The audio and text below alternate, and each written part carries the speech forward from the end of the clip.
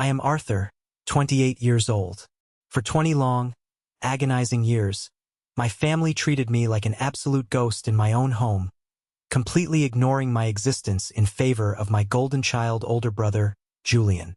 While I was sitting quietly at our annual Thanksgiving dinner, minding my own business and eating my dry turkey, my mother looked down the expansive mahogany table at me and said, "Are you still playing around with those little computer apps, Arthur?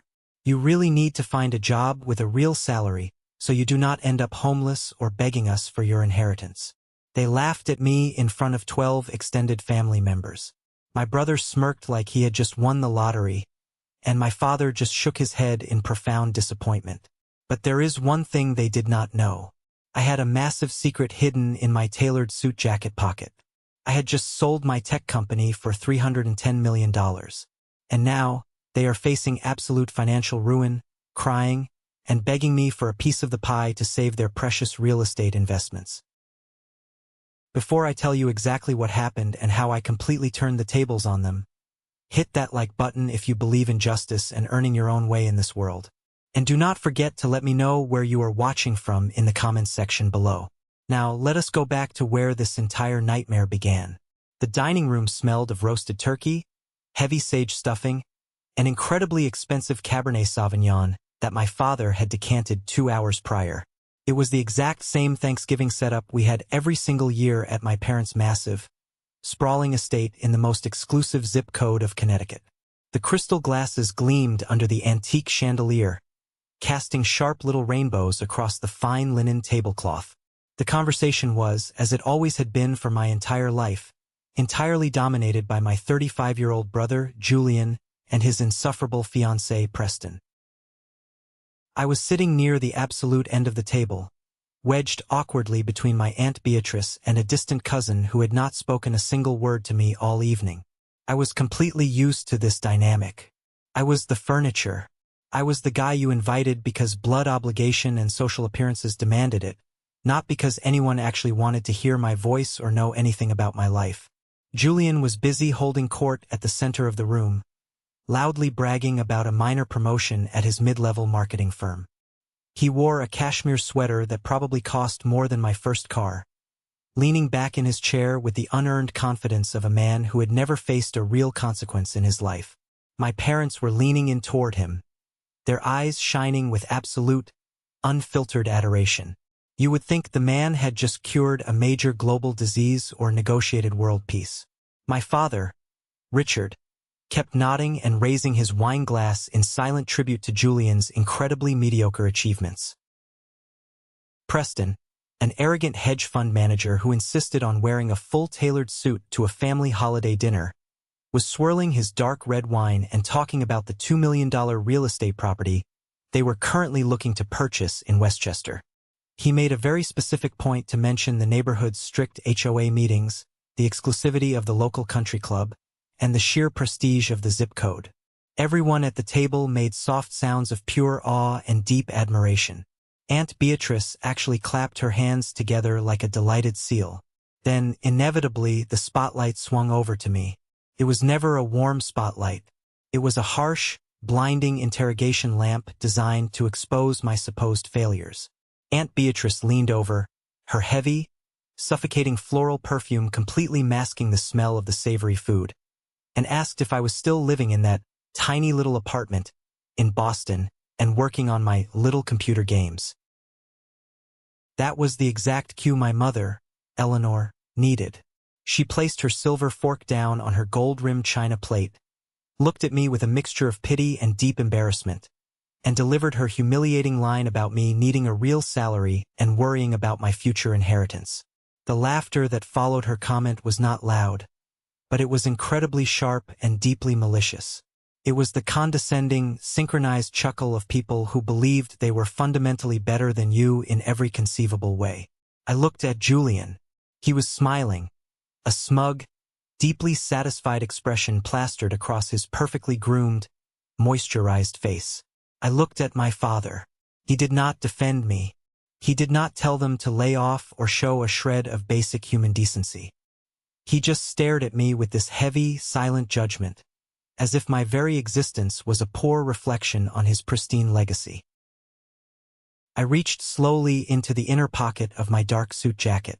My fingers brushed against the crisp, perfectly folded bank statements and the finalized legal acquisition paperwork. I felt my heart steady in my chest. I did not feel angry. I did not feel small or insignificant. I felt a cold, absolute, terrifying calm wash over my entire body. I pulled the thick stack of papers out, set them gently on the fine linen tablecloth right next to my water goblet, and casually cleared my throat. What happened next shattered their perfect, arrogant, carefully constructed reality into a million jagged little pieces. But to understand the absolute gravity of that specific moment, and exactly why I let them humiliate themselves so thoroughly before I dropped the hammer, you have to understand the 20 years of sheer, suffocating invisibility I endured to get to that chair. I thought the worst part of growing up was the lack of money or resources, but I was so incredibly wrong. The absolute worst part was watching someone else get everything handed to them on a silver platter while you starved for a single, fleeting ounce of basic parental affection. I learned exactly how to become completely invisible when I was exactly 9 years old. It was a crisp, vividly bright autumn afternoon in Connecticut, and it was Julian's sweet 16th birthday. My parents had hyped this specific day up for months. They had secretly drained a significant portion of their liquid savings and practically neglected their own business just to ensure this day was entirely flawless for their golden boy. I was sitting alone in my small, dimly lit bedroom, looking out the second-story window, when a pristine silver Porsche rolled slowly up our long, winding driveway. It had a massive, ridiculous red bow slapped right on the hood, gleaming under the afternoon sun. My parents stepped out of the front door, beaming with a level of radiant pride I had never, ever seen directed at me. Julian ran out of the house, screaming at the top of his lungs, jumping up and down on the manicured lawn. He hugged my dad tightly, kissed my mom's cheek, and ran his hands all over the expensive leather interior of the sports car. The neighbors actually came out of their houses to clap and cheer. It was a sickening scene straight out of a cheesy, overly dramatic suburban television show. I stood silently by the glass pane, wearing a pair of clearance rack jeans that were slightly too short for my legs and a hand-me-down sweater that smelled faintly of mothballs. Nobody looked up at my window. Nobody called my name to come downstairs and join the massive family celebration. I was only 9 years old, but I understood the brutal mathematics of our family dynamic perfectly in that exact moment. Julian was the premium investment. I was the unfortunate tax penalty they had to write off every year. Julian was born when my parents were young, wildly ambitious, and deeply determined to mold the perfect heir to their growing, lucrative insurance brokerage.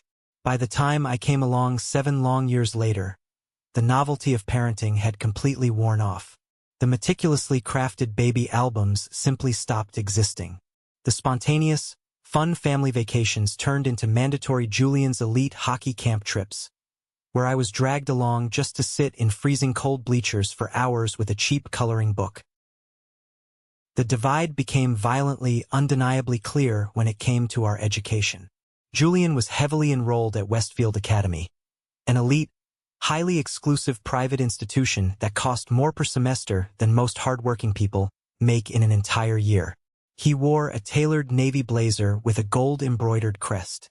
He had private lacrosse practice, mandatory Latin classes, and college prep counselors who catered to his every whim. I was sent to Franklin Public, a decaying, depressing brick building located 3 blocks from our house in the less desirable part of town. The roof leaked dirty brown water into the cafeteria whenever it rained. The outdated textbooks were missing entire chapters, and the sharp smell of industrial bleach permanently coated the narrow hallways. I remember coming home in middle school one afternoon, dropping my battered, duct-taped backpack on the pristine kitchen island, and finally finding the courage to ask the question that had been burning a hole in my chest for years. Mom, why does Julian get to go to Westfield Academy while I have to go to Franklin? My mother stopped meticulously chopping organic vegetables. She wiped her hands slowly on a designer kitchen towel, looked at me with a sickening mixture of pity and deep annoyance, and delivered a line that I would hear echoing in my worst nightmares for years to come. Arthur, Julian requires a highly stimulating, competitive environment. He is incredibly talented and desperately needs that elite network for his future college fund strategy. You are doing perfectly fine where you are. Just keep your head down and focus on your basic studies. Perfectly fine. That phrase became my absolute prison sentence. Julian was destined for legendary greatness, and I was just supposed to exist quietly in the dusty background without costing them too much money or causing any social embarrassment. When Julian turned 18, they bought him a first-class ticket to Europe for the entire summer so he could find himself. When I turned 18, my mother handed me a crisp $20 bill and told me to order a cheap pepperoni pizza because they were too busy attending a high-society networking event to cook dinner. I did not cry. Crying was a massive waste of precious energy. Instead, I walked out of the house and went straight to the local public library. While Julian was learning how to sail yachts and network with wealthy trust fund kids in the Mediterranean, I was sitting at a slow, virus-infected public computer terminal reading heavy, complex digital books on advanced coding, software architecture, and deep data structures. I realized very early on that nobody in that house was ever going to hand me a life or a career. I had to build one from the absolute ground up, using nothing but my own sheer willpower. The true, devastating breaking point, the exact moment the final nail was violently driven into the coffin of my childhood innocence, was high school graduation. Julian had been accepted into Yale University. His academic grades were incredibly decent, but nowhere near exceptional. However, my father had pulled every single corporate string, called in every high-level favor, and made massive, undisclosed financial donations to secure that coveted spot. The day the thick acceptance letter arrived in the mail, they threw a massively catered gala in our expansive backyard. There were 50 wealthy guests, towering champagne fountains, a live jazz quartet, and a professional photographer capturing every fake smile. 3 years later, I graduated at the absolute top of my class at Franklin Public as the valedictorian. I was officially offered a full, comprehensive academic scholarship to a highly respected state university. I was incredibly proud of myself. I had worked grueling 80-hour weeks balancing terrible, grease-covered diner jobs and advanced placement classes just to maintain my flawless GPA. I brought the official scholarship letter home, foolishly hoping for even a tiny fraction of the immense joy Julian had received. My dad glanced quickly at the letter, nodded once with a totally blank expression, and handed it right back to me. State school. Good. At least we do not have to pay for it out of our own pockets. Keep your grades up so you don't lose the free ride. That night, to supposedly celebrate my full ride and years of academic dedication, they took me to a loud, sticky-floored Applebee's. We sat in a cramped booth that smelled like stale beer and cheap frying oil. Julian spent the entire dinner loudly complaining about his wealthy fraternity brothers at Yale and the subpar quality of the campus dining hall. My parents hung onto his every single word, offering deep sympathy for his incredibly privileged struggles. I ate my lukewarm burger in total, deafening silence. I realized right then and there that my personal successes would never, ever be measured by my own actual merit. They would only be measured by how much they inconvenienced or overshadowed Julian's carefully curated spotlight. I packed my cheap duffel bags for college 2 days later. I did not look back as I drove my beaten-up used car down the driveway. I truly thought physical distance would finally give me the peace and clarity I craved. I was so incredibly wrong. The real, destructive storm was just gathering on the horizon, and it was going to test every single ounce of my sanity. College was supposed to be my grand escape, my fresh start, but it quickly devolved into an absolute soul-crushing grind. I lived in a cramped, intensely humid dorm room that constantly smelled like stale chicken ramen and dangerously overheated electronics. While other college students were out at loud frat parties, football games, or sleeping off hangovers, I was permanently glued to my glowing laptop screen. I was double majoring in computer science and business administration, taking a massive course load, and in my spare time I was writing custom code for small, local logistics businesses just to pay for my weekly groceries. During the winter of my sophomore year, I noticed a massive, glaring gap in the market for automated supply chain management software specifically tailored to mid-level logistics and shipping companies. The existing corporate programs on the market were incredibly clunky, ridiculously expensive, and functionally outdated. I started building a streamlined, highly efficient solution completely from scratch in the dead of night. I called the software architecture NovaSync. I basically stopped sleeping.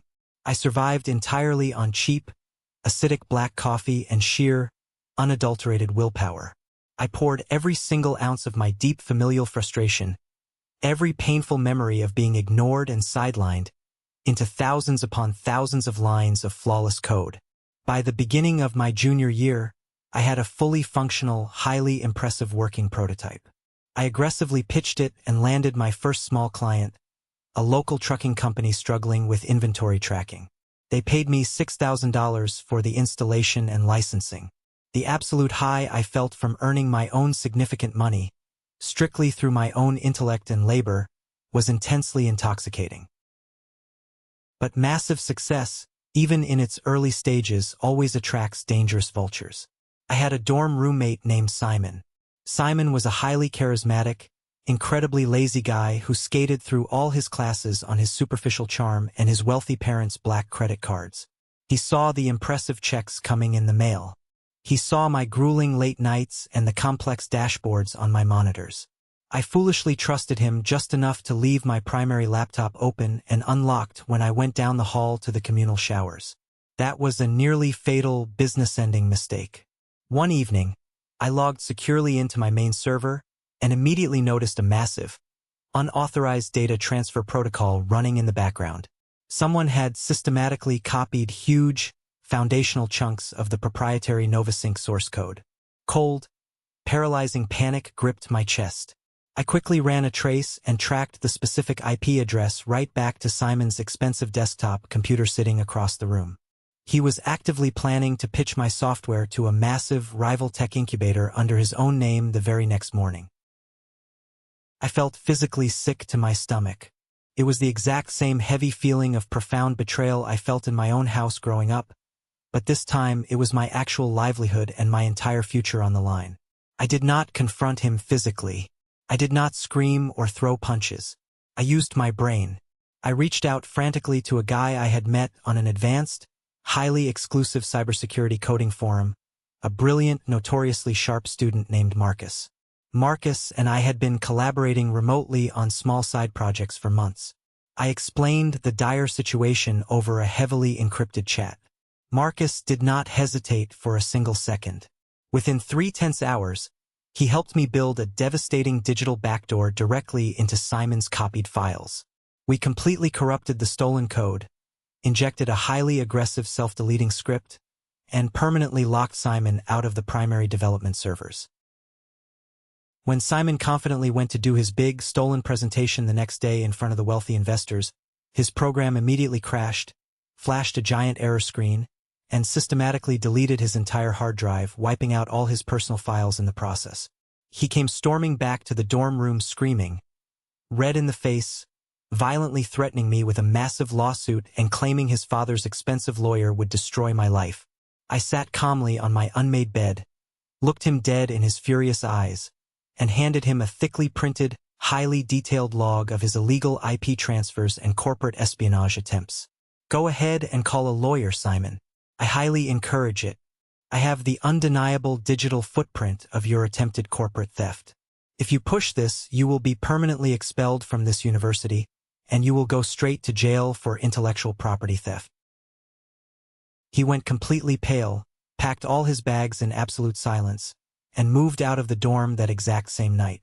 Marcus officially joined me as my lead developer and business partner the very next morning. We became an incredibly fierce, unstoppable team, and NovaSync began to scale rapidly across the region. By the time I was 23 years old, I was running a highly legitimate, incredibly profitable tech company right out of a cheap off-campus apartment. I had just signed a massive, game-changing regional contract worth exactly $300,000. It was completely life-changing money. I could finally hire a real support staff. I could finally breathe without checking my bank account every 5 minutes. Easter weekend was fast approaching, and my mother had relentlessly guilt-tripped me over the phone into coming home for the traditional Sunday dinner. I drove back to Connecticut, my chest buzzing with an unfamiliar sense of intense pride. I had the officially signed corporate contract safely tucked in my leather bag. I was completely ready to slam it down on the dining table and loudly prove, once and for all, that I was not the pathetic family failure. I was a legitimate, self-made businessman. I walked through the heavy oak front door of my parents' house, and immediately, I knew something was deeply wrong. The entire house was elaborately decorated with expensive white lilies and silk ribbons. Aunt Beatrice, Uncle Henry, and my snobby cousins were all standing around holding drinks. Julian was standing dead center in the living room, wearing a tailored suit, holding a crystal glass of champagne, with Preston standing right next to him looking incredibly smug. "Arthur," my dad called out, not actually looking at my face but gesturing vaguely in my general direction. "Grab a drink from the kitchen. We are heavily celebrating today." I walked quickly into the kitchen. My mom was frantically arranging expensive catering platters of caviar and crab puffs. "Mom," I said, my voice actually shaking slightly with raw excitement. "I have huge news. I really need to tell you guys something. I just signed a massive contract for my software company. $300,000. I'm officially scaling the business." She did not even turn around to look at me. She just kept arranging the food. "That is nice, Arthur. Could you please just carry these crab puffs out to the guests?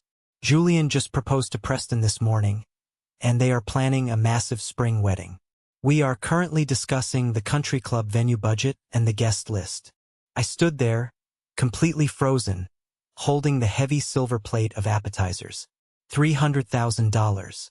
My blood, my sweat, and my absolute tears, reduced instantly to, "That is nice. Carry the food for your brother." I numbly walked out to the living room.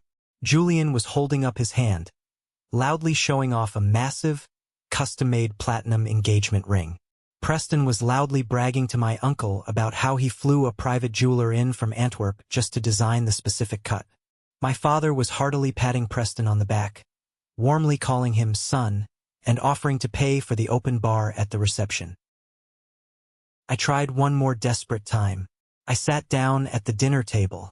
During a very rare, brief lull in the loud conversation, I cleared my throat loudly. "Dad, I actually wanted to share something important. My company, NovaSync, just secured our biggest corporate client to date. We are heavily projecting a massive revenue jump by the fourth quarter." My dad looked at me over his expensive reading glasses, thoroughly annoyed at the interruption. "NovaSync, right? The computer stuff. Make sure you are paying your self-employment taxes properly, Arthur. The IRS does not play around with freelancers and independent contractors." He immediately turned his head back to Preston. "So, Preston, tell me more about this exciting $2 million real estate venture you are looking to close on next month." I gripped my heavy silver fork until my knuckles turned completely white and my hand began to ache. I looked slowly around the large table. Aunt Beatrice was utterly fawning over Julian's ring. My mother was practically vibrating with intense joy as she discussed floral arrangements. Not a single person asked me what my company actually did. Not a single person asked how I managed to secure such a huge financial deal at 23. I was completely invisible. I quietly excused myself from the table. Nobody noticed me stand up. I walked slowly up the stairs to my old childhood bedroom, which had shockingly been converted into Julian's personal, high-end home gym. I sat heavily on a cold-weight bench in the absolute dark and pulled out my phone. I dialed Marcus's number. He answered on the second ring, hearing the heavy silence on my end. "Hey man, how is the big victory lap with the family going?" My throat felt incredibly tight, like I was swallowing glass. "They do not care, Marcus. They did not even listen to a single word I said." There was a long, heavy pause on the other end of the line. Marcus was a tough guy who had grown up bouncing around the brutal foster care system. He understood deep rejection better than anyone I knew.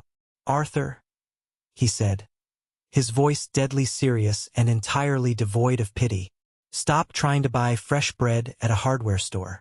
They are never, ever going to give you what you want. Stop telling them anything. Build the massive empire in total silence." Let the outrageous success make all the noise for you. That single, profound conversation rewired my brain permanently. I realized with absolute clarity that I was acting exactly like a starving, pathetic dog begging for tiny scraps under a wealthy king's table. I did not need their conditional approval. I did not need their fake applause.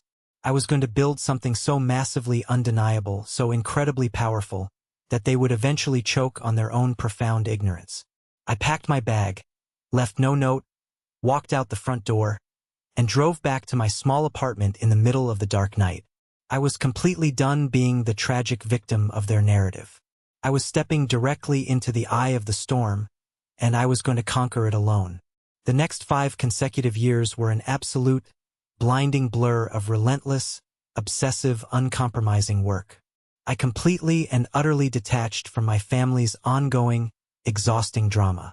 When they called me, which was incredibly rare and usually just to ask for a minor favor, I kept my answers incredibly brief and utterly devoid of emotion. Yes, I was completely fine. Yes, I was still working on computers. No, I absolutely could not make it to Julian's lavish engagement party. No, I could not make it to their ridiculously expensive destination wedding in Aspen because of a scheduling conflict. I was busy. And I was incredibly busy. NovaSync rapidly grew from a scrappy 2-man operation running out of a cheap apartment into a massive, highly respected corporate headquarters located right in the bustling heart of downtown Boston. By the time I turned 25 years old, we had 47 full-time, highly paid employees, and we were pulling in over $7 million in annual recurring revenue. By the time I was 26, aggressive venture capital firms were practically kicking my heavy glass office doors down, begging to invest. I lived a truly bizarre, highly calculated double life. On paper and in the tech industry, I was a wealthy, highly sought-after multimillionaire CEO. In reality, I intentionally lived in a very modest, severely minimalist apartment, wore plain black t-shirts every single day, and purposely drove a 5-year-old, totally unremarkable Honda Civic. I did not want the flashy lifestyle. I wanted absolute, unbreakable financial security. The massive acquisition offers started rolling in incredibly heavily when I turned 28. A massive, globally recognized Silicon Valley tech conglomerate offered me exactly $120 million in a total buyout. My board of directors practically begged me on their hands and knees to take the life-changing deal. But the corporate terms were absolute garbage. They explicitly wanted to completely dismantle NovaSync, fire my entire core engineering team, and just cannibalize my clean code to patch up their own incredibly outdated, buggy systems. I confidently walked into the main boardroom, looked the arrogant conglomerate executives dead in the eye, and firmly told them to get out of my building. I was absolutely not selling my entire life's work to a corporate chop shop. Then, everything changed when I met Victoria. Victoria was the highly respected, fiercely intelligent CEO of Innovix Technologies, a massive global firm. She was incredibly sharp, utterly ruthless in business, and entirely self-made from the ground up. We met for a private business lunch at an ultra-high-end, incredibly exclusive steakhouse in downtown Boston. She did not treat me like some lucky kid who stumbled into money. She treated me like a brilliant peer and a formidable equal. "I absolutely do not want to gut your company, Arthur," Victoria said firmly, gracefully cutting into her expensive dry-aged steak. "I want to strap a massive corporate rocket to it. You stay on permanently as the CEO. You keep your entire loyal team. We provide the massive global infrastructure, the legal teams, and the bottomless capital to forcefully push NovaSync into the highly lucrative European and Asian tech markets. You maintain total creative control. We just make you significantly bigger." The intense legal negotiations took 3 grueling, exhausting months. I had the absolute best, most expensive corporate lawyers in the entire city fighting aggressively for every single minor clause and addendum. I brilliantly secured massive, multi-million-dollar retention bonuses for Marcus and the rest of my original loyal staff. When the final, massive stack of contracts was confidently pushed across the heavy mahogany table, the final number printed boldly at the bottom was truly staggering. $310 million. After paying all the heavy corporate taxes, the massive legal fees, and successfully cashing out my early investors, My personal, undeniable take-home amount was exactly $160 million. I signed the final, life-altering paperwork with a heavy, solid gold pen. My hand did not shake even a fraction of a millimeter. I felt an overwhelming, deep sense of absolute peace. I had completely won the game they told me I couldn't even play. I strategically kept exactly $25 million entirely liquid, sitting comfortably in high-yield corporate checking and savings accounts for immediate access. I let my brilliant team of financial advisors aggressively diversify the rest into secure bonds, stocks, and international assets. I finally, after years of grinding, allowed myself to actually enjoy the fruits of my intense labor. I purchased a stunning, sprawling $4 million waterfront mansion in a quiet, incredibly exclusive neighborhood. I paid straight, undeniable cash. No mortgage, no banks, no debt whatsoever. And, because a small, deeply buried part of me really wanted a flashy trophy, I confidently walked into a high-end dealership and bought a brand-new, heavily customized red Ferrari. But I absolutely did not post a single solitary picture on any social media platform. I did not call my parents to brag. I continued to drive the old Honda Civic whenever I had to run basic errands or go to the grocery store, keeping the roaring Ferrari securely locked away in my climate-controlled, multi-car garage. Thanksgiving was fast approaching. It had been years since I had sat at their incredibly toxic dining table. I had wisely spent the last 2 years working very closely with a highly respected, incredibly expensive therapist named Dr. Eris.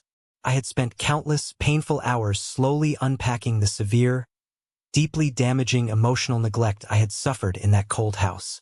"Why do you suddenly want to go back there, Arthur?" Dr. Eris asked me calmly during our intense session in early November, adjusting his glasses. "You literally have everything a man could want. You have massive wealth, industry respect, and a fiercely loyal team. What are you desperately looking for in that specific dining room?" I looked quietly out the large window of his high-rise office, watching the city traffic below. "I really want to know if they still hold any psychological power over me," I admitted truthfully. "I want to look them dead in the eye and see if I still feel like that pathetic, ignored 9-year-old boy watching a shiny Porsche roll up the driveway. If I still care about their validation, I know I have a lot more mental work to do. If I don't, then I am finally truly free." Dr. Eris nodded slowly, understanding the gravity of the test. "Just remember, Arthur, you absolutely do not owe them a grand performance or an explanation.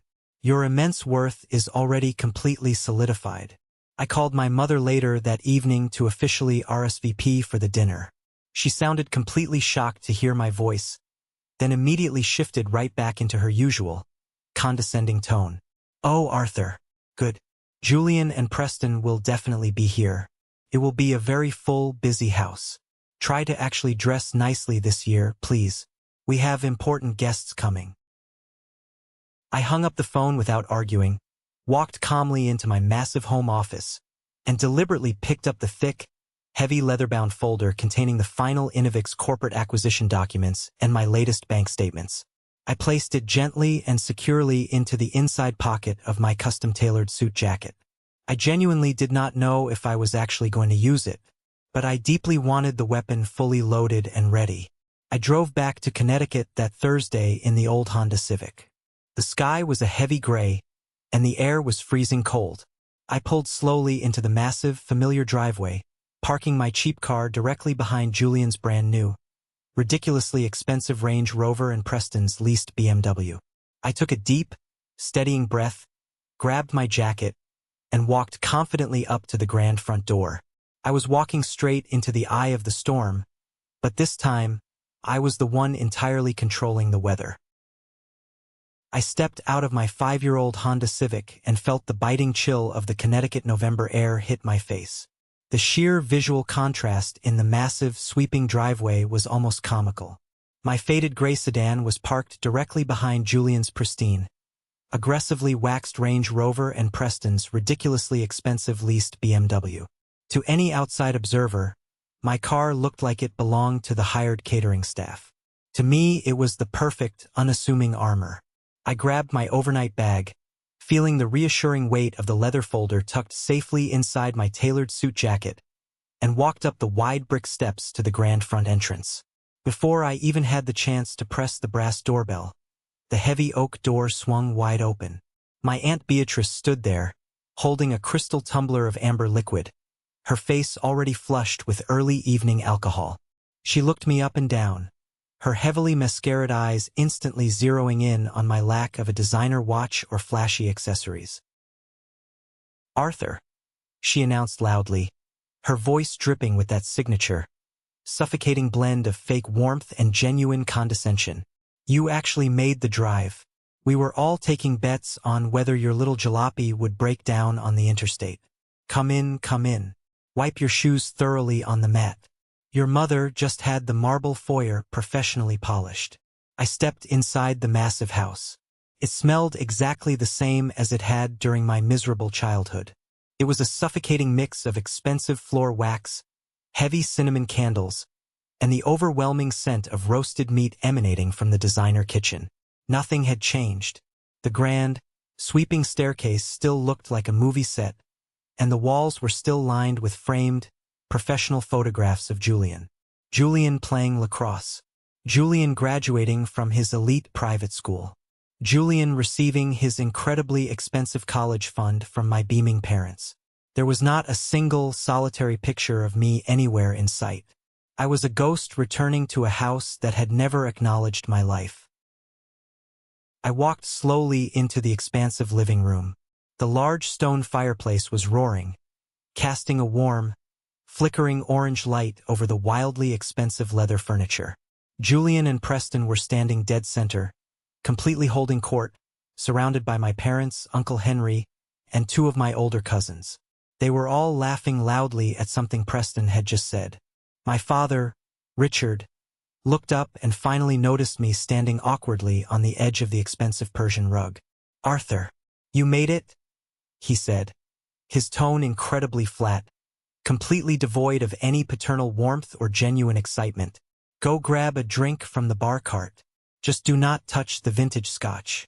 Preston brought that over specifically to celebrate his recent promotion at the firm.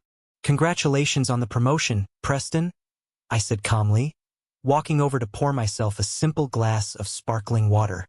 Preston smirked, adjusting the cuffs of his tailored suit. "Thanks, Arthur. It is a massive step up.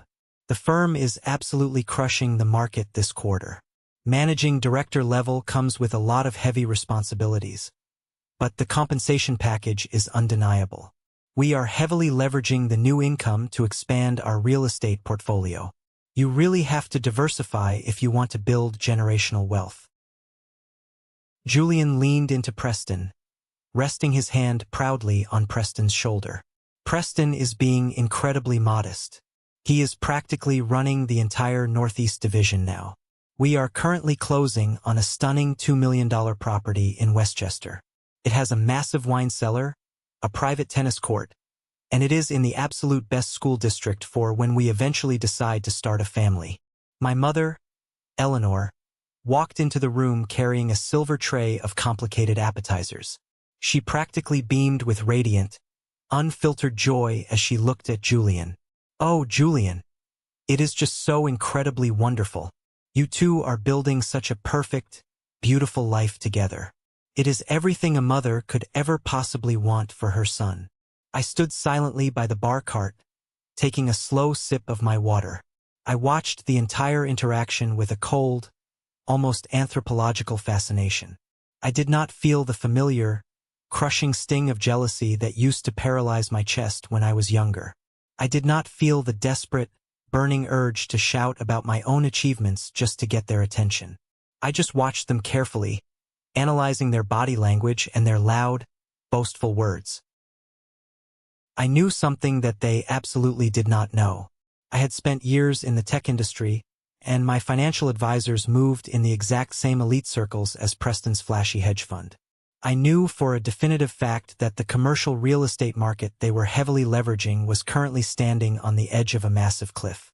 I knew that people who bragged loudly about their wealth at family dinners were usually the ones drowning under a mountain of hidden debt and aggressive credit lines. They were playing a highly dangerous game of appearances, completely funded by borrowed money and fragile corporate titles. "So, Arthur?" Uncle Henry suddenly said, loudly breaking my train of thought. He always tried to make small talk, but it always ended up sounding like an interrogation at a parole hearing. "How are things up in Boston? Are you still doing the computer repair stuff? Or did you finally find a stable position at a real company?" The entire room went completely silent. Every single pair of eyes shifted directly to me. It was the exact dynamic they loved the most. They loved to establish their towering superiority by highlighting my supposed pathetic mediocrity.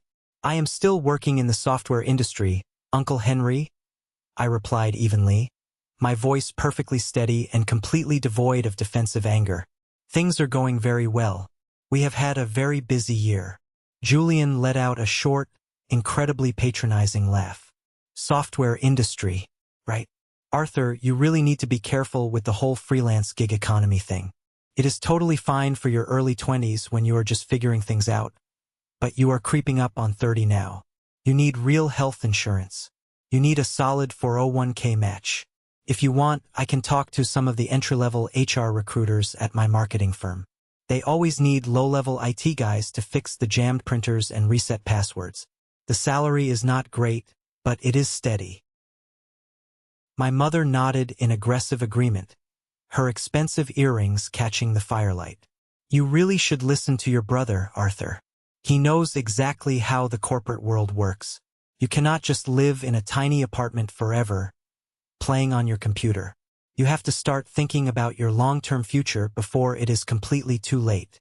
I looked directly at Julian. I looked at the smug, intensely satisfied smile plastered across his face.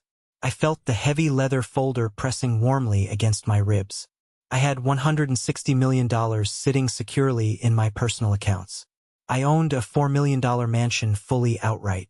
I had literally changed the entire landscape of global logistics software. And this deeply arrogant man, who was drowning in high-interest mortgages and leasing his luxury cars, was publicly offering me a job fixing jammed office printers. "I appreciate the offer, Julian," I said, offering him a perfectly blank, unreadable smile. "But I think my career is on a pretty solid trajectory right now. I do not think I will be needing your HR contacts anytime soon." Aunt Beatrice aggressively rolled her eyes, taking another large gulp of her drink. "Well, do not say your family never tried to help you when you end up struggling to pay your heating bill this winter. Some people are just incredibly stubborn." My father loudly clapped his hands together, instantly terminating the conversation before I could respond. "All right, enough business talk. Eleanor, is the dinner ready?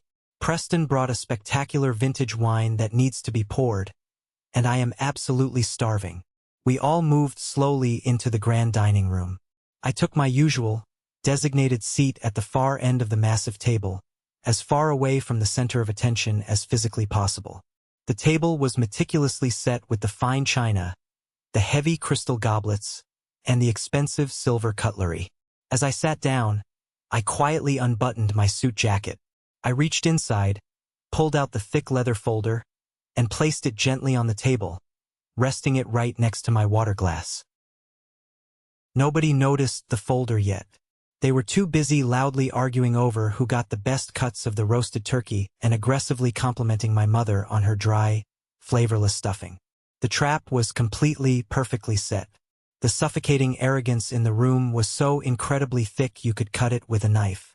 They had spent the last 2 hours meticulously building their grand pedestals, thoroughly enjoying the view from the top while looking down on me. They had absolutely no idea that I was about to detonate a financial nuclear bomb right in the middle of their perfect manufactured reality. I took a slow, deep breath, picked up my fork, and waited patiently for the absolute perfect moment to strike. The dinner progressed exactly as it had for the last 2 decades. It was a relentless, exhausting parade of self-congratulatory boasting. My father loudly recounted a minor golf tournament he had recently won at the country club, demanding absolute silence while he explained his swing technique. Julian and Preston tag-teamed a long, boring story about a high society charity gala they had attended, specifically name-dropping wealthy politicians and minor celebrities to ensure everyone at the table understood their immense social value.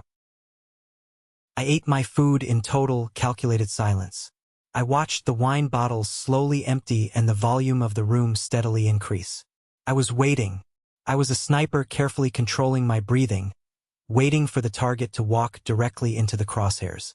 The moment finally arrived right as my mother was directing the catering staff to clear the dinner plates and bring out the expensive dessert spread. The conversation had temporarily lulled, and the room was relatively quiet. My mother looked down the long expanse of the mahogany table directly at me. She tilted her head, adopting that incredibly fake, deeply concerned expression she always used right before delivering a crushing insult. "Are you still playing around with those little computer apps, Arthur?" she asked, her voice carrying loudly across the silent room. "You really need to find a job with a real salary so you do not end up homeless or constantly begging us for your future inheritance. Your father and I work incredibly hard to maintain our lifestyle, and we cannot support a grown man who refuses to join the real world." The entire table went dead silent. Aunt Beatrice let out a sharp, condescending chuckle. Julian smirked, leaning back in his expensive chair and crossing his arms over his chest. My father just stared at me, slowly shaking his head in profound, theatrical disappointment. It was the ultimate public humiliation. It was the exact moment they had been building toward all evening. I did not flinch. I did not look down at my plate in shame. I slowly placed my heavy silver fork down on the pristine linen tablecloth. I looked my mother directly in the eyes, holding her gaze until she actually shifted slightly in her chair, suddenly uncomfortable with my absolute lack of reaction. I reached out and placed my hand firmly on top of the thick leather folder resting next to my water glass. "Actually, Mom," I said, my voice incredibly calm, clear, and projecting perfectly down the length of the table. "I am not playing around with computer apps anymore. I recently had a very significant change in my employment status. I do not have a salary anymore." Julian let out a loud, highly exaggerated sigh of utter disbelief. "Oh, wonderful. Did you finally quit the freelance nonsense? Are you officially unemployed now?" "Because I meant what I said earlier, Arthur. I am not loaning you a single dime for your rent. You need to learn some personal responsibility." I ignored Julian completely. I opened the heavy leather folder and pulled out the crisp, legally binding summary sheet of the acquisition. I slid it smoothly down the polished mahogany table. It stopped right in front of my father's plate. "I am not unemployed, Julian," I stated, the temperature in my voice dropping to absolute zero. "I sold my company." My father looked down at the document. He picked up his reading glasses from the table, slid them onto his nose, and looked at the paper. "Sold your company? What company, Arthur? You do not own a company. You fix computers." "For the last 7 years, I explained slowly, articulating every single syllable so there could be no misunderstanding. "I have been the sole founder and chief executive officer of NovaSync. It is a highly specialized, globally recognized supply chain management software platform. We currently manage daily logistics operations across 8 different countries." Julian scoffed loudly, waving his hand in the air as if trying to swat away a fly. "Wait, what are you talking about? A global platform? You run it out of your tiny little apartment? That is mathematically impossible." "I did not run it out of my apartment, Julian. I ran it out of a massive corporate headquarters in downtown Boston with 47 full-time employees." I kept my eyes locked entirely on my father, watching his face closely. "Dad, read the highlighted number at the bottom of the first page. Please, read it out loud for the rest of the table." My father's face was suddenly draining of all color. He looked like a man who had just been violently struck by lightning. His hands, usually so steady and commanding, actually began to tremble slightly as he held the crisp document. He opened his mouth, but no sound came out. "Read it, Richard," Aunt Beatrice demanded, leaning over trying to see the paper. "What does it say? How much did he sell his little project for?" My father swallowed hard, his voice barely a hoarse, ragged whisper. $310 million. The silence that instantly slammed into the dining room was absolute, total, and completely deafening. It was not a peaceful silence. It was the heavy, suffocating silence of a massive vacuum pulling all the oxygen out of the space. Preston dropped his wine glass.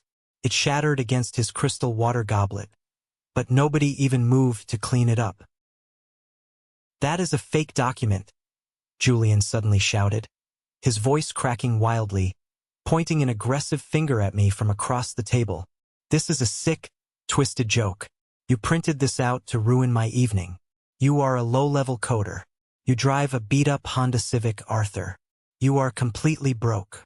I did not raise my voice. I did not need to. I reached into my pocket, pulled out my smartphone, and quickly unlocked it. I opened my primary corporate banking application, navigated to my main liquid checking account, and slid the glowing phone directly across the table toward Julian.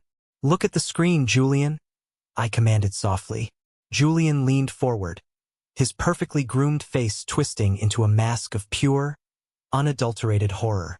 He stared blindly at the glowing digital numbers. The $310 million was the total corporate acquisition price. I explained to the frozen room, my tone entirely conversational, as if I were discussing the weather. After massive corporate taxes, paying out my dedicated employees, and covering the high-end legal fees, my personal, totally undisputed take-home amount was exactly $160 million.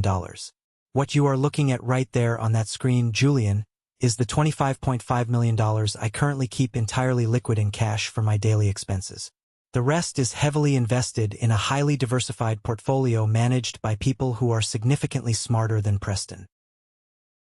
My mother grabbed the edge of the table, her knuckles turning bone white. Her mouth opened and closed like a fish suffocating on dry land. "Arthur, I don't understand. When did this happen? Why didn't you ever tell us? We are your family." "You never asked, Mom," I said, my voice cutting through her fake shock like a surgeon's scalpel. "For 20 years, you never once asked about my life. Every single time I tried to tell you about a massive contract or a major business victory, you immediately changed the subject to Julian's mediocre fraternity drama, or Julian's engagement, or Julian's college fund. I was completely invisible in this house. So, I stopped trying to make you see me. I built a massive empire entirely in the dark, without your approval, without your money, and absolutely without your support." Julian slammed his hand violently against the table, making the silverware aggressively rattle. "You are a liar. You are intensely jealous of me. You always have been. You intentionally waited until tonight, when everyone was celebrating my success and Preston's promotion, just to steal the spotlight. You are pathetic." I looked at Julian, genuinely feeling a deep, profound wave of pity for the absolute shell of a man sitting across from me. "I am not jealous of you, Julian. I actually feel incredibly sorry for you." That single statement knocked him completely off balance. He froze, his face red with rage. "What did you just say?" "I said I feel sorry for you," I repeated, standing up slowly from my chair and buttoning my suit jacket. "Everything you currently have in your life was handed directly to you on a silver platter. Your expensive education, your fancy car, your elite network. Dad literally called in major corporate favors to get you that job you brag about. You have never actually had to fight for a single thing in your entire life. You have never had to prove your actual worth to a room full of people who wanted you to fail.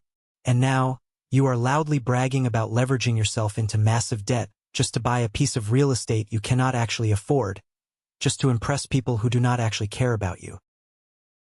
Preston stood up abruptly, his face flushed with extreme anger. "You watch your mouth, Arthur. You have absolutely no idea how high-level finance works." "I know exactly how it works, Preston," I countered, staring him down until he physically stepped back. "I know that your specific hedge fund is currently bleeding capital, and I know that buying a $2 million house on leveraged credit in a fluctuating market is financial suicide. But you go ahead and enjoy your HOA meetings." My father finally found his voice. He stood up, trying to project his usual towering patriarchal authority, but his shoulders were slumped, and he looked incredibly old. "Arthur, I think it is best if you leave my house immediately. You have deeply disrespected this family." I picked up my phone and my leather folder. I looked at the stunned, completely silent faces of my extended family. "I am already leaving, Dad. I didn't come here to ruin your dinner or demand your respect. I came here to prove to myself that I absolutely do not need it anymore. Enjoy the turkey." I turned my back on them and walked slowly and deliberately out of the grand dining room, leaving my entirely shattered, completely humiliated family sitting in the deafening ruins of their own shattered arrogance. Let's pause for a moment. Thank you for staying with me this far. You're truly amazing. Please help me by liking the video and commenting the number 1 below so I know you've been here with me until this point. This not only helps more people discover this story, but also lets me know that my experiences mean something to someone. Your support is the greatest motivation for me to keep sharing the rest of this journey. The moment I closed the heavy front door behind me, the cold night air felt incredibly refreshing. I walked briskly down the long, sweeping driveway, got into my quiet Honda Civic, and started the engine. Before I had even reached the main highway, my phone started aggressively vibrating in the cup holder. It was an absolute avalanche of frantic communication. Julian was calling repeatedly, leaving completely unhinged, screaming voicemails calling me every single name in the book. My mother sent a massive wall of text messages, rapidly oscillating between angry accusations of deception and desperate, crying pleas for me to turn the car around so we could talk as a loving family. My father sent one single, severely stern message demanding family loyalty and an immediate apology for my outrageous behavior. Even Aunt Beatrice tried to call, no doubt calculating exactly how she could manipulate my newfound wealth to fund her own ridiculous lifestyle. I didn't answer a single call. I didn't read past the first line of any text. I activated the block feature on my phone for every single one of their numbers, effectively severing the toxic anchor that had dragged me down for my entire life. I drove back to my $4 million waterfront home, poured myself a glass of incredibly expensive bourbon, and slept better than I had in 20 years. However, the utter chaos I had left behind in Connecticut was far from over. Exactly 1 week after that explosive Thanksgiving dinner, a thick, heavy envelope arrived at my house via certified corporate mail. The return address belonged to a highly aggressive, notoriously expensive family law attorney based out of Hartford. I opened the letter while sitting at my kitchen island. It was a formal, legally threatening demand letter. Aunt Beatrice, completely unable to stomach the idea that I had money she couldn't touch, had apparently convinced my easily manipulated parents to officially retain a lawyer. The letter aggressively demanded $5 million in immediate compensation. They were legally arguing that they were entitled to a massive return on the financial investment they had made in my basic upbringing, claiming my immense corporate success was a direct result of their parental guidance. It was the most pathetic, desperate legal maneuver I had ever seen. They were literally trying to send me a retroactive bill for my childhood. I didn't panic. I didn't scream. I smiled. I picked up my phone and called the managing partner of the massive corporate law firm that had successfully handled my $300 million acquisition. I explained the situation to him. He actually laughed out loud over the phone. I didn't just tell them no. I utterly crushed them. I had my high-powered legal team draft a devastating response.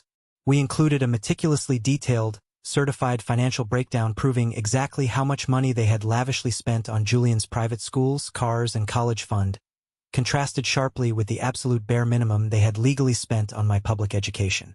We firmly informed their aggressive lawyer that if they ever attempted to contact me again, or pursue this ridiculous extortion attempt, I would immediately file a massive counter-lawsuit for severe emotional distress, financial negligence, and attempted corporate extortion. Furthermore, I legally threatened to release all of the humiliating documentation to their exclusive country club and the local Connecticut press, permanently destroying their precious social reputation. I never heard a single word from their expensive lawyer ever again. The threat of a highly public, entirely humiliating lawsuit instantly shattered their fragile bravery. But the absolute final collapse of their manufactured reality happened 2 months later. The economic storm I had predicted completely decimated the commercial real estate market. The specific sector that Preston's firm was heavily leveraged in suffered a catastrophic, absolute crash. The news broke on the major financial networks. Preston's hedge fund went entirely bankrupt overnight because they had arrogantly leveraged their own personal assets to secure the loans for that $2 million Westchester property. The banks immediately moved to seize everything they owned. Julian, the golden child who had never faced a single real consequence, completely broke down. The immense financial pressure instantly fractured their relationship. Within 3 weeks of the bankruptcy filing, Julian and Preston were officially filing for a highly contested, incredibly messy divorce. They were fighting aggressively over the remaining scraps of their shattered life, arguing viciously over the custody of their leased luxury cars and their rapidly depleting bank accounts. I found all this out because Julian, in a state of absolute rock-bottom desperation, used a burner phone to bypass my block and left me a sobbing, pathetic voicemail. He begged me for a massive loan. He pleaded for me to save his house, to pay for his aggressive divorce lawyers, and to rescue him from total financial ruin. He claimed we were brothers and that blood was thicker than water. I listened to the entire voicemail while sitting on the expansive balcony of my fully paid-off mansion, watching the calm river flow by. I felt absolutely nothing. No joy, no sadness, no lingering anger. Just a profound, quiet emptiness regarding the man who had tormented me my entire life. I deleted the voicemail, blocked the burner number, and went back inside to work on my next massive project. I was not a bank, and I was absolutely not going to fund the rescue of a man who had proudly laughed at my supposed poverty. 6 months quickly passed since the explosive events of Thanksgiving. The heavy, toxic weight of my family had been entirely lifted from my shoulders, and the profound silence they left behind was the greatest luxury I had ever acquired. I spent the Christmas holidays in Aspen, Colorado, but I wasn't staying in a cramped, budget hotel. I rented a massive, sprawling luxury chalet. I didn't invite blood relatives. I invited my real family.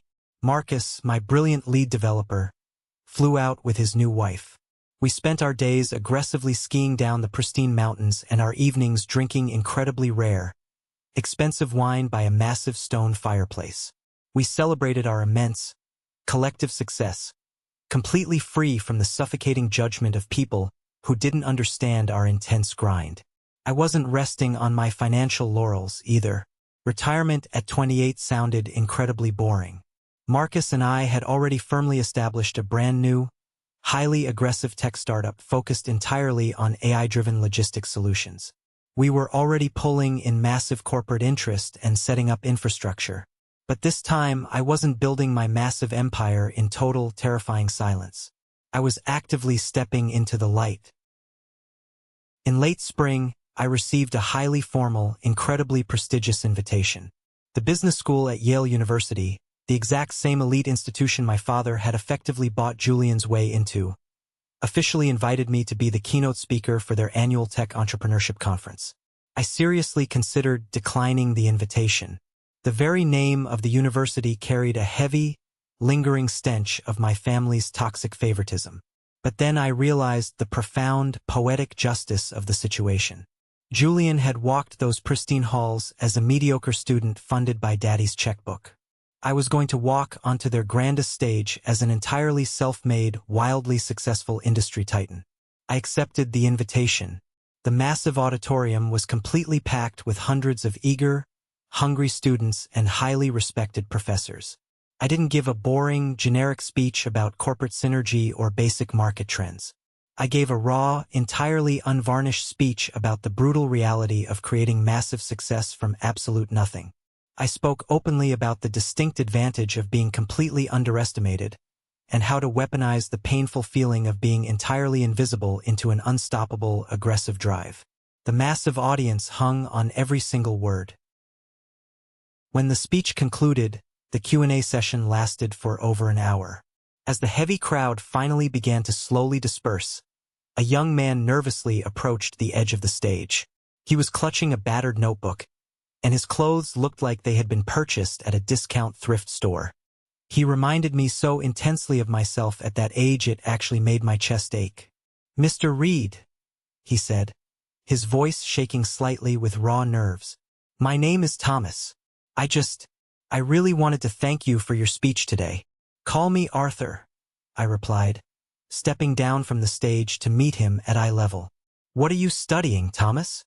"Computer engineering," he said, looking down at his worn-out shoes. "I am a first-generation college student. I am only here on a massive academic scholarship. My family back home, they have absolutely no idea what I am doing here. They think I am wasting my time. They think I should have stayed in our small town, gotten a basic factory job, and just lived a simple, quiet life. Every time I call home, they make me feel like I am making a huge mistake." He looked up, and his eyes were bright with unshed tears. "Your story today, it made me feel significantly less alone in this." I looked at this young, brilliant kid who was currently fighting the exact same brutal, emotional war I had fought for 20 years. I didn't offer him a fake, corporate platitude. I reached out and grabbed him firmly by the shoulder. "You are absolutely not alone, Thomas," I said, my voice thick with genuine emotion. "And you are going to accomplish incredibly fantastic, massive things in this industry. Do not ever let anyone, especially the people who share your DNA, make you feel invisible or small. You use that pain. You build your massive empire in the dark, and you let the blinding success speak for you." He nodded, wiping a stray tear from his face, a massive, genuine smile breaking across his features. As he walked away into the crowd, a profound realization hit me with the force of a freight train. This specific moment right here, helping someone else survive the psychological trenches, was infinitely better than any temporary revenge. This was my actual purpose. My biological family still attempts to pathetically reach out on rare occasions. My mother sends generic, store-bought cards on my birthday, which is incredibly strange considering she forgot the date for 5 consecutive years. My father forwards me random, outdated tech articles to my corporate email, desperately trying to pretend he has always been deeply invested in my career. I heard through the grapevine that Julian is living in a tiny apartment, trying to secure custody of his dog in the bitter divorce settlement, while working a miserable entry-level sales job. I don't respond to any of their desperate attempts at connection, not out of lingering cruelty, but simply because I have successfully built a massive, beautiful life that absolutely does not require their presence. I don't care about their inevitable funeral arrangements, their messy divorces, or their shattered legacies. I earned my painful invisibility, and then I aggressively forged my own blinding visibility. The massive wealth is incredibly nice, and the global industry success is deeply gratifying. But the absolute best part of this entire grueling journey is that I can finally look in the mirror and see myself clearly. And that quiet, unbreakable peace is worth infinitely more than $160 million. Have you ever faced something similar with your own family? Have you ever had to cut toxic people out of your life to finally achieve your own success? Share your raw story in the comments below, and don't forget to like and subscribe so you don't miss the next journey.